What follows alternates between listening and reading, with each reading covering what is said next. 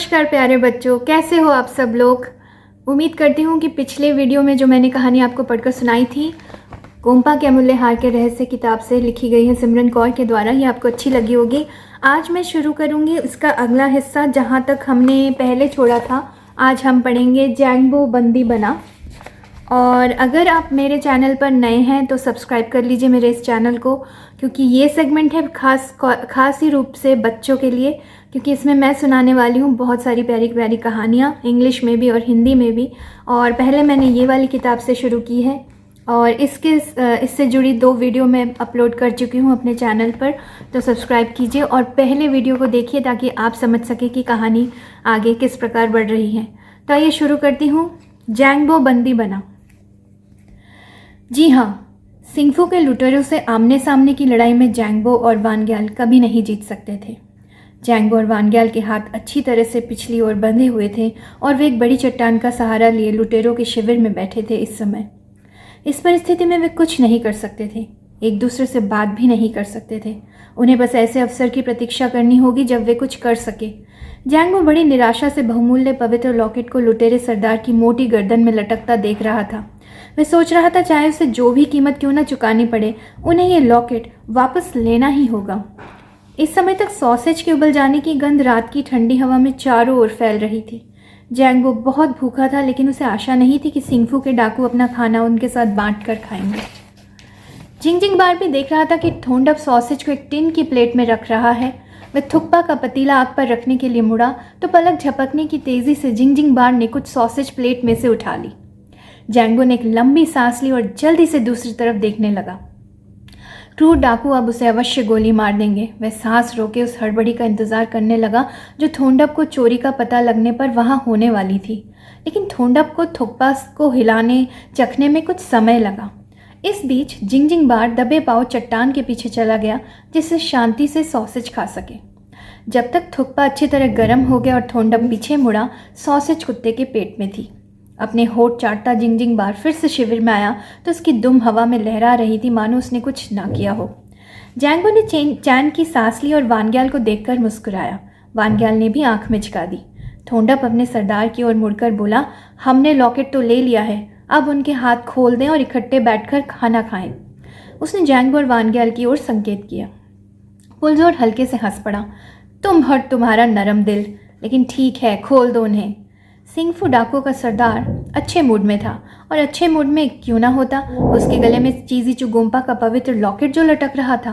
जैंगबो और वानग्याल ने तसल्ली की सांस लेकर अपनी कलाइयों को मला और अपने को गरमाने के लिए आग के निकट आ गए। जल्दी ही थोंडप ने उन्हें खाने के लिए प्लेट में डालकर उबली हुई सॉसेज, नूडल्स और थुक्पा, जिसमें मांस के टुकड़े पड़े थे, खाने को दिए। सिंगफू के डाकू वास्तव में अच्छे प्रकार से रहना जानते थे। गरम सूप, नूडल्स और सॉसेज वास्तव में बड़े स्वादिष्ट थे। कुछ देर के लिए जैंगबो भूल गया कि उनके मेज़बान खतरनाक और क्रूर आदमी थे और वे आदमी को बिना किसी हिचक के मार सकते थे। यद्यपि जैंगबो और वानग्याल को उन्होंने अपनी बातचीत में शामिल होने को नहीं कहा था, मगर डाकू बहुत बातूनी थे। आपस में काफ़ी हंसी मजाक कर रहे थे, जिससे जैंगबो को बार बार हंसी आ जाती। खाना समाप्त करने के बाद थोंडप प्लेटें साफ करने के लिए ले गया। पुलजोर ने कहा, थोंडप, पहले 3 घंटे तुम चौकीदारी करोगे। सोनम, इनके हाथ पैर फिर से बांध दो, उसने आदेश दिया। वानग्याल ने वादा किया, हम भागने की कोशिश नहीं करेंगे, अगर आप हमें बांध देंगे तो हम सारी रात सो नहीं पाएंगे। पुलजोर इस बात से सहमत हो गया। ठीक है, उसने कहा, लेकिन भागने की कोशिश मत करना, 2 कदम बढ़ाने से पहले तुम खत्म कर दिए जाओगे। पुलजोर और सोनम आग के निकट लेटकर सो गए। जैंगबो और वानग्याल ने भेड़ की खालें नीचे बिछा ली और पास पास लेट गए। उनके लिए दिन काफ़ी लंबा और कष्टकर था और वे थक गए थे। जैंगबो अपने पिता वानग्याल के निकट आ गया। पिताजी, उसने फुसफुसाकर कहा, जिसे थोंडप सुन न सके, अब हम क्या करें? वानग्याल ने उत्तर दिया, जैंगबो, हम कुछ ना कुछ तरीका निकाल ही लेंगे। उसने जैंगबो का कंधा थपथपाकर कहा, अब सो जाओ, कल नया दिन निकलेगा, हम किसी न किसी तरह पवित्र लॉकेट वापस ले लेंगे। लेकिन जैंगबो और वानग्याल को ये बात जल्दी पता चल जाने वाली थी कि सिंगफू के लुटेरे को धोखा देना इतना आसान नहीं था। अभी अंधेरा ही था। सुदूर आकाश पर हल्की लालिमा दिखाई दे रही थी। किसी ने जैंगबो को धक्का देकर उठाया। पुलजोर निकट खड़ा था। लड़के चलो, वह गुर्राया।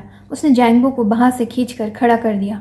हम तुम्हारा लड़का अपने साथ ले जा रहे हैं, पुलजोर ने वानग्याल से कहा। यदि तुम अपने बेटे को प्यार करते हो तो किसी से कुछ मत कहना। यदि तुमने पुलिस से चीजी चुगोम्पा के स्मृति चिन्ह के बारे में कुछ भी कहा तो हम तुम्हारे बेटे को मार देंगे। याद रखना कि सिंगफू के डाकू कभी किसी को क्षमा नहीं करते। सिंगफू के डाकू ने जैंगबो को अपने बीच रखा जिससे वे भाग न सके। तब वे सब एक पंक्ति में उत्तर पूर्वी दिशा में चल पड़े। वानग्याल को उन्होंने वहीं अलाव के बुझते अंगारों के पास अकेला खड़ा छोड़ दिया। अपने कुत्ते को वापस बुला लो। जैसे ही जिंगजिंग बार उनके पीछे जाने लगा, पुलजोर ने वानग्याल को आदेश दिया, उसे बुला लो नहीं तो गोली मार दूंगा। वानग्याल ने चिल्लाकर कहा, जिंगजिंग बार वापस आ जाओ। कुत्ता मुड़कर वापस आ गया। उसकी दुम नीचे लटक रही थी। उसका दिल टूट गया था जब सिंगफू के डाकू उसके स्वामी को ले गए। जैंगबो ने पीछे मुड़कर वानग्याल और जिंगजिंग बार को देखा, जो असहाय भाव से उसे डाकुओं द्वारा एक अनजान स्थान, अनजान नियति की ओर ले जाता हुआ देख रहे थे। उसने अपने पिता को मौन विदाई में हाथ उठाते देखा तो उसे अपना गला रूंगता हुआ महसूस हुआ। साहस रखो, उसे लगा जैसे पिता ने कहा हो। अगले ही क्षण वे रास्ते में एक मोड़ गए और वानग्याल एवं जिंगजिंग बार आंखों से ओझल हो गए। जैंगबो अब सिंगफू के भयानक डाकुओं के साथ अकेला था। गुप्त अड्डे में सारा दिन जैंगबो और सिंगफू के डाकू चलते ही रहे। वे कई खड्डों में से गुजरे। ये सब एक जैसी दिखाई देती थी। जैंगबो ने सोचा कि डाकू उसे अपने गुप्त अड्डे पर, जो सिंगफू के प्रसिद्ध दर्रों में कहीं है, लिए जा रहे हैं। छिपने का वह स्थान जिसे किसी जीवित व्यक्ति ने नहीं देखा था। सिंगफू के डाकुओं के अतिरिक्त वह पहला जीवित व्यक्ति होगा जो उनके छिपने के स्थान को देखेगा। क्या इसके बाद वे उसे जाने देंगे? उसे ऐसी उम्मीद नहीं थी। जैंगबो का दिल डूब गया। ये विचार कि अब सारी उम्र वह किसी पुराने उदास गुप्त अड्डे में पड़ा रहेगा उसे परेशान कर रहा था। अब क्या वह कभी दादी, माँ, आंगचुक और अपने पिता व जिंगजिंग बार को नहीं देख पाएगा?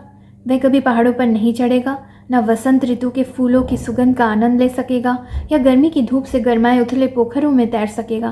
क्या हरे भरे चरगाहों से रमजक पर बैठकर नहीं गुजर सकेगा? इस सब के बारे में सोचने से ही उसे भय लग रहा था।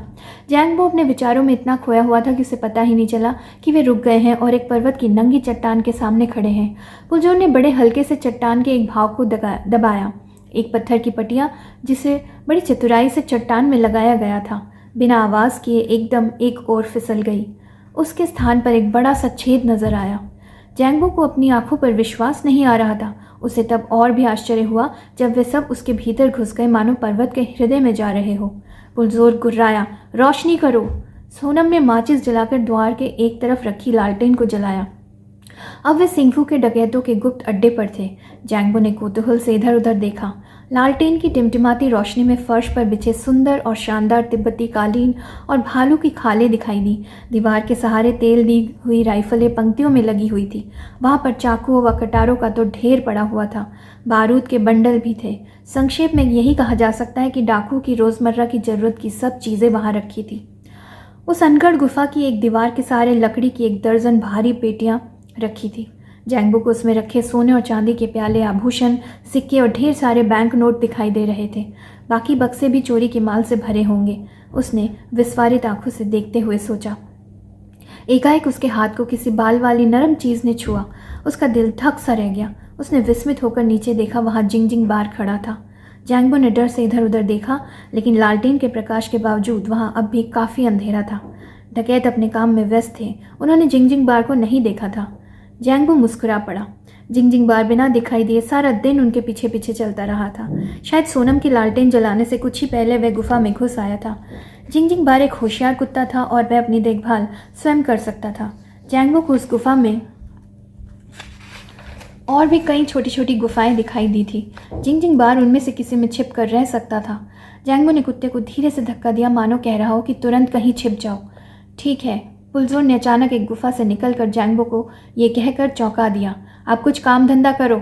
उसने चेतावनी में उंगली उठाई। यदि तुम यहाँ से भागने की कोशिश करोगे तो हम तुम्हें कड़ी सज़ा देंगे, समझ गए ना? जैंगबो ने गूंगे की तरह सिर हिलाया, मगर दिल ही दिल वह जानता था कि यहाँ से छुटकारा पाने का प्रयत्न अवश्य करेगा। लेकिन जब तक वह अवसर नहीं आता, उसे वैसा ही करना होगा जैसा डाकू कहेंगे। रात को खाने के बाद जैसे ही डाकू सो गए, जैंगबो ने जिंगजिंग बार को अपना चेहरा चाटते हुए महसूस किया। जैंगबो ने उसे कसकर प्यार किया और धीरे से उसके कान में कहा, रसोई घर में जाओ, मैं वहाँ तुम्हारे लिए सूप और नूडल्स का कटोरा छोड़ आया हूँ। सूप, उसने फिर कहा। कुत्ता समझ गया और अंधेरे रसोई घर में चला गया। जैंगबो अंधेरे में स्वयं ही मुस्कुराया। वह भेड़ की मोटी गर्म खाल जो डाकुओं ने उसे दी थी ओढ़े हुआ था। अब जबकि जिंगजिंग बार उसके पास था, उसकी उदासी कम हो गई थी। वह और जिंगजिंग बार साथ साथ किसी न किसी तरह यहाँ से निकल ही जाएंगे। जैंगो गहरी नींद में सोया। जिंगजिंग बार गरमाई के लिए भेड़ की खाल के नीचे घुस आया था। पहाड़ के अंदर बनी उस गुफा में ठंड थी। अगले दिन वह तरोताज़ा व खुश उठा, लेकिन बाहर बैठकर धूप में शरीर को गर्म न कर सकना उसे बहुत अखर रहा था। गुफा में कोई खिड़की नहीं थी। ऊपर चट्टान में कुछ दरारें थीं। डाकू जैंगो के साथ निर्दयता का व्यवहार नहीं करते थे। वे उसे खाने को खूब देते। पनीर, सांपा, सॉसेज, मोमो, मक्खन वाली गर्म चाय और तिब्बतिया व भोटिया लोगों का प्रिय थुक्पा। वह गुफा और उससे निकलने वाली गुफाओं में जो कुछ मर्जी करे। जैंगो को सोनम अच्छा लगता था। सोनम सिंगफू भाइयों में सबसे छोटा था। उसने जैंगो को राइफल साफ करनी सिखाई, लक्ष्य पर कटार फेंकनी भी सिखाई। सोनम मुस्कुराता भी बहुत था, जिससे जैंगो भी खुश रहता। थोंडप का व्यवहार भी उसे अच्छा लगता था, लेकिन वह बोलता नहीं था। उसे छांग, उस इलाके में बनी एक बियर पीना और गीत गुनगुनाना बहुत अच्छा लगता था। सिंगफू डाकुओं का सरदार पुलजोर उसकी तरफ ध्यान नहीं देता था और ना ही कभी उससे बोलता था। वह तभी बोलता जब उसे कोई चीज़ लाने ले जाने के लिए आदेश देता। वह सारा समय अपनी गर्दन में पड़े लॉकेट को प्रशंसनीय दृष्टि से देखता रहता। ऐसा लगता मानो वह इससे सम्मोहित हो गया है। जिंगजिंग बार को बहुत दिनों तक छिपना कठिन था। एक दिन अंधेरे में पुलजोर का पैर उसकी पूंछ पर पड़ गया, जिससे बेचारा जिंगजिंग बार उछल पड़ा और दर्द से चीख उठा। एक बार तो जैंगो का हृदय डर के मारे जैसे धड़कना ही भूल गया। लेकिन पुलजोर ने कुत्ते को गाली निकाली और हंस पड़ा। ये कुत्ता तुम्हें बहुत प्यार करता है, यहाँ ये रह सकता है, मगर यदि तुमने इसे हमारे पीछे बाहर भेजा तो हम इसे जिंदा नहीं छोड़ेंगे। हम नहीं चाहते कि यह तुम्हारे पिता और पुलिस दल को हमारे पीछे लगा दे। जब कुछ दिन आराम करने के बाद डाकुओं ने एक गांव को लूटने की तैयारी की तो जैंगो जिंगजिंग बार को तब तक कसकर पकड़े रहा जब तक मजबूत पत्थर की पटिया खामोशी से बंद न हो गई। वह किसी तरह से ये खतरा मोल नहीं लेना चाहता था कि जिंगजिंग बार को बाहर जाने के कारण मार दिया जाए। जैसे ही डाकू चले गए, जैंगो ने कोशिश शुरू कर दी। पहले उसने पत्थर की भारी पटिया को खींचा और धकेला, लेकिन कुछ नहीं हुआ। तब उसने पत्थर की पटिया को अगल बगल खिसकाना चाहा, मगर वह सफल नहीं हुआ। जैंगो सोचने लगा कि पत्थर को हटाने की क्या तरकीब हो सकती है, लेकिन कोई तरकीब भी तो काम नहीं कर रही थी। अब वे क्या करें? मगर पुलजोर ने अपने हाथ के इशारे से यही कर दिखाया था। इसका रहस्य क्या था? इस बात में जिंगजिंग बार भी उसकी कोई सहायता नहीं कर सकता था। उसे चूहों की गंध आ गई थी, सो वह उनके शिकार में सीढ़ियों पर व्यस्त था। सीढ़ियाँ सीधा छत को जाती लगती थी। सीढ़ियों को शायद कोई इस्तेमाल नहीं करता, क्योंकि वहाँ कूड़ा करकट पड़ा हुआ था। जैंगो ने एक क्षण के लिए सीढ़ियों को देखा।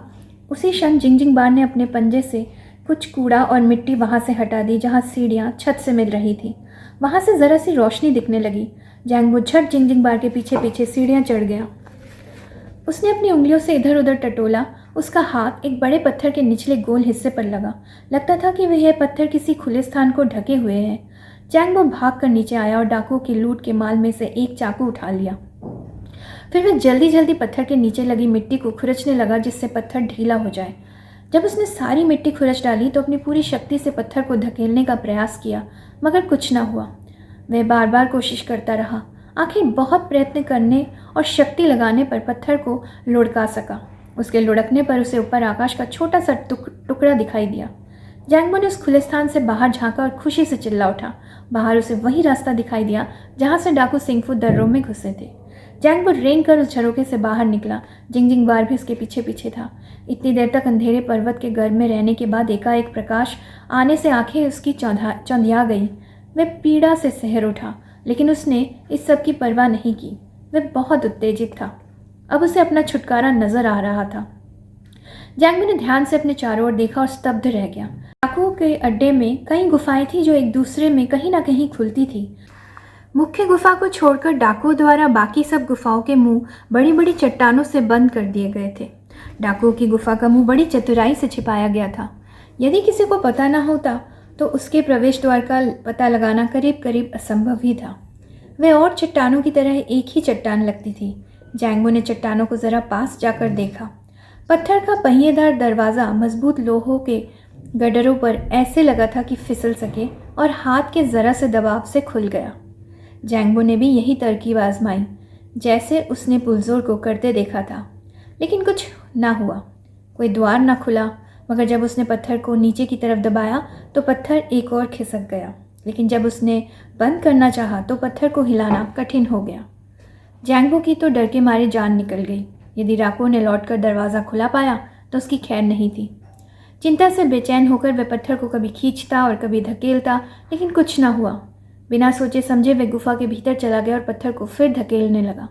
फिर अचानक ही पत्थर खिसकने लगा और द्वार बंद हो गया। अब तो उसने पत्थर के विशाल द्वार को खोलने और बंद करने की तकनीक को अच्छी तरह से समझ और सीख लिया था। जैंगबो ने उसे एक बार फिर खोला और बाहर निकला। तब उसने गुफा का मुंह बंद किया और पहाड़ी के उच्चतम बिंदु पर चढ़ गया। लेकिन मीलों तक सिर्फ दर्रे और गुफाओं के अलावा कुछ दिखाई नहीं दे रहा था। जैंगबो का दिल बैठने लगा। ऐसा लगता था कि सिंगफू के दर्रे और पहाड़ियों में से रास्ते की खोज करना मार्गदर्शक के बिना असंभव था। लेकिन कोई ना कोई रास्ता तो खोजना ही होगा। समस्या यही थी कि इस बारे में किससे पूछा जाए या रास्ते की खोज कैसे की जाए। मुक्ति। डाकुओं के लौटने से पहले जिंगजिंग बार और जैंगबो उसी रास्ते से रेंगकर गुफा के भीतर आ गए जिस रास्ते से वे बाहर निकले थे। जैंगबो ने सावधानी से पत्थर को लुढ़काकर उसके पहले वाले स्थान पर पहुंचा दिया, जिससे भीतर बिल्कुल प्रकाश न आए और डाकुओं को उनकी गतिविधियों के बारे में कोई संदेह न हो। उस रात जब वह अंधकार में लेटा हुआ जाग रहा था और डाकुओं ने खर्राटे भरनी शुरू कर दी थी, तो जैंगबो ने एक दुस्साहसी योजना बनाई। यदि उसकी योजना सफल हुई तो वह स्वतंत्र होकर सदा के लिए इस भयानक अड्डे से जा सकेगा। आंगचुक ने उससे कई बार कहा था, तुम में धैर्य होना चाहिए। यदि तुम धीरज रखो और प्रतीक्षा करो तो तुम्हारे शत्रुओं को हराया जा सकता है और तुम्हारी इच्छाएं पूरी हो सकती हैं। जब वह जिंगजिंग बार को गले से लगा रहा था तो उसे अपने वृद्ध और चतुर गुरु का कहना याद आया, वह अवसर की तलाश में रहेगा। वह धैर्यपूर्वक प्रतीक्षा करेगा ताकि सही मौका सामने आ जाए। वह अवसर जल्दी ही आ गया। एक शाम पुलजोर ने भोजन के समय कहा, कल हमें बहुत काम है। सोनम ने पूछा, क्या काम है? वे राइफल जो हमने टेकला खाम के ठाकुरों से चुराई थी, उन्हें कुमसुन के गुप्त अड्डे में रखना है। थोंडप करहा उठा। उसने भारी बोझ उठा अच्छा नहीं लग रहा था। किस लिए? वह बड़बड़ाया। वे जहाँ हैं उन्हें वहीं रहने दो। लेकिन पुलजोर अपनी बात पर दृढ़ था। थोंडप, मैं जानता हूँ कि ये काफ़ी बड़ा काम है, लेकिन यदि हमें सिंगफू के दर्रों के दूसरे छोर के इलाकों पर छापा मारना है तो हमें कुमसुन में भी हथियार रखने चाहिए। सोनम ने पूछा, हम किस रास्ते से जाएंगे? उसी रास्ते से जिससे हम लड़के को यहाँ लाए थे, अपने शिविर से होते हुए, पुलजोर ने उत्तर दिया। जैंगबो के कान सतर्क थे। वह बहाना तो कर रहा था कि खा रहा है, मगर सब बातें बड़े ध्यान से सुन रहा था। जहाँ से हमने लड़के का अपहरण किया था। पुलजोर ने सिर हिलाया। हाँ, वहीं से। चलो ज़रा काम करें। ए लड़के, चलो हमारी मदद करो। जैंगबो ने फुर्ती से राइफलें उठाकर 3 बराबर की ढेरियां लगा दी। ये वे 18 राइफलें थी जिन्हें डाकू कुमसुन ले जाना चाहते थे। सोनम ने मुस्कुराकर जैंगबो से कहा, अब इन राइफलों को याक के चमड़े के थैलों में पैक करने में मदद करो। उसने 3 थैले आगे बढ़ाए। फिर तीनों थैलों को बांधकर करीने से दरवाजे पर रख दिया गया, जिससे अगली सुबह जल्दी ही उन्हें ले जाया जा सके। फुलजोर ने जम्भाई को दबाते हुए कहा, चलो अब सोए। जब डाकू सो गए तो जैंगबो और जिंगजिंग बार दबे पांव थोंडप के बंडल के पास पहुंचे। जैंगबो ने 4 राइफलें याक की खाल के बने थैले में से निकाल ली। एक उसने जिंगजिंग बार को दी और उसे समझाया कि मुंह में पकड़कर कैसे रसोई घर में सूखी घास के बंडलों के पीछे डाल दे। जब चारों राइफलें उस तरह घास के ढेर के पीछे छिपा दी गई तो जैंगबो ने सांपा का थैला ताक से उठाया। उसने चाकू से थैले में एक छोटा सा छेद कर दिया। तब उसने थोंडप के बंडल में बची राइफलों के साथ सांपा का थैला बांध दिया। जैंगबो ने थोंडप के चमड़े के थैले की तली में भी छेद कर दिया। जैंगबो की योजना का अगला चरण सबसे कठिन था और खतरनाक भी। जिसने जिंगजिंग बार से कहा, बिल्कुल चुप रहना और हिलना डुलना भी मत। तब डरते डरते जैंगबो सिंगफू के कुख्यात डाकुओं के सरदार पुलजोर के निकट पहुंचा। उसका हृदय बुरी तरह धक धक कर रहा था और हाथ कांप रहे थे। जैंगबो को अपने हृदय की धक धक की आवाज़ इतनी ऊंची लग रही थी कि जैंगबो को लगा कि पुलजोर सुन लेगा और जाग जाएगा। लेकिन पुलजोर ने रात में कुछ ज़्यादा ही खाना खा लिया था और वह गाढ़ी नींद में खर्राटे लेता सोता रहा। बहुत धीरे धीरे मानो उषाकाल की हवा बर्फानी चोटियों को छुए जैंगबो निर्दयी सरदार की गर्दन के पीछे पहुंचा। लेकिन जैसे ही वह लॉकेट का हुक खोलने वाला था, डाकू के खर्राटे बंद हो गए और वह हिला। जैंगबो मूर्तिवत खड़ा रह गया। उसे अपनी सांस भी रोकनी पड़ी। यदि इस समय पुलजोर जाग गया तो वह उसकी गर्दन को अपने मजबूत और क्रूर हाथों के जरा से झटके से मरोड़ डालेगा। लेकिन पुलजोर तो सपने देख रहा था। नींद में वह कुछ बड़बड़ाया, करवट ली और फिर खर्राटे लेने लगा। बहुत धीरे धीरे जैंगबो डाकू सरदार के पीछे पहुंचा। इस बार उसने लॉकेट का हुक खोल ही लिया। फिर बहुत धीरे से उसने सरदार की गर्दन से लॉकेट हटा लिया। तब वह रेंग कर परछाइयों में चला गया और लॉकेट को बड़ी सावधानी से अपनी कमर में लगी थैली में रख लिया। जब वह अपने भेड़ की खाल के बिस्तर की गरमाई में पहुंच गया, तभी जैंगबो ने ठीक से सांस ली। वह स्वयं भी मुस्कुरा उठा। चीज़ी जो गोम्पा का पवित्र अवशेष उसके पास सुरक्षित था। अगली सुबह जैंगबो ने धड़कते हृदय से डाकुओं के लिए आखिरी चीज़ें इकट्ठी की। यदि पुलजोर ने कहीं भले से भी गर्दन पर हाथ लगा लिया और लॉकेट ना पाया तो उसकी और जिंगजिंगबार की मृत्यु निश्चित है। पुलजोर चीख रहा था, जल्दी करो, यदि तुम ऐसे ही ढीले ढाले काम करते रहे तो हम रात तक कुमसुन नहीं पहुंच सकेंगे। डाकू ज्यादा देर सोते रह गए थे। ये देखकर जैंगबो ने चैन की सांस ली कि डाकू इतनी जल्दी में थे कि पुलजोर के पास लॉकेट के बारे में सोचने का समय नहीं था। आखिर वे जाने को तैयार हो गए। जब जैंगबो ने थोंडप का भारी बंडल जिसमें राइफलें और सांपा था उठवाया तो वह बोला, अच्छा छोकरे, कल शाम को मिलेंगे। जब सिंगफू के डकैत चले गए तो जैंगबो ने पत्थर हटाने से पहले पूरा घंटा भर प्रतीक्षा किया। उसने पत्थर पर हाथ रखकर उसे धीरे से नीचे की ओर दबाया और पत्थर लोहे के गर्डरों पर एक और सरक गया। वह बाहर निकला। ठंडी धूमिल सुबह में पीछे जिंगजिंगबार था। जैंगबो खुशी से हंस पड़ा। उसकी योजना सफल रही थी। उसके सामने हल्के पीले रंग के सांपा की बलखाती रेखा साफ साफ नजर आ रही थी। ये सांपा हम दोनों को यहाँ से बाहर निकालेगा, जैंगबो ने खुशी खुशी अपने कुत्ते को बताया। हुफ, जिंगजिंगबार ने उत्तर दिया। लड़का और कुत्ता खुशी खुशी सिंगफू के दर्रों में से सांपा को देखकर चलते रहे। ये सांपा थोंडप के थैले के छेद में से थोड़ा थोड़ा गिरता रहा था। चलते चलते जैंगबो ने आसपास की चट्टानों पर कुछ निशान बना दिए। ये बाद में काम आएंगे। पूरा दिन चलने के बाद आखिरकार सिंगफू के डरावने दर्रों में से बाहर निकले। ये उस जगह के निकट ही था जहाँ वह और वानग्याल डाकू से पहली बार मिले थे। चलो जिंगजिंगबार, वह बोला और पगडंडी पर उस स्थान की ओर चल पड़ा जहाँ डाकू ने उसका अपहरण किया था। जैंगबो को पूरा विश्वास था कि शिविर के स्थान पर वानग्याल का कोई ना कोई संकेत अवश्य मिलेगा। तो आज के लिए इतनी कहानी ही पढ़ूंगी और अगला वीडियो लाऊंगी। कहानी को पूरा करने की कोशिश करूंगी और वीडियो ज़्यादा बड़ी ना हो इसलिए इन्हें पार्ट्स में बनाऊंगी ताकि वो मज़ा भी बरकरार रहे, जो कहानी का एक क्लाइमैक्स बनता जा रहा है। और आप लोग मेरे साथ जुड़े रहिएगा इस पूरी कहानी को सुनने के लिए। आगे पढ़ेंगे हम पहाड़ी पगडंडी पर, जो मैं सुनाऊंगी आपको अपनी अगली वीडियो पर। तो सब्सक्राइब कीजिए मेरे चैनल को और सुनने के लिए अच्छी अच्छी कहानियाँ मेरे साथ इस सफ़र पर जुड़ जाइए। और आगे आपको अगर जानना है कि मैं और क्या करती हूँ मेरे पब्लिशिंग हाउस के बारे में, तो और भी वीडियोस को आप देख सकते हैं, एंजॉय कर सकते हैं। तब तक के लिए इजाज़त दीजिए। नमस्कार।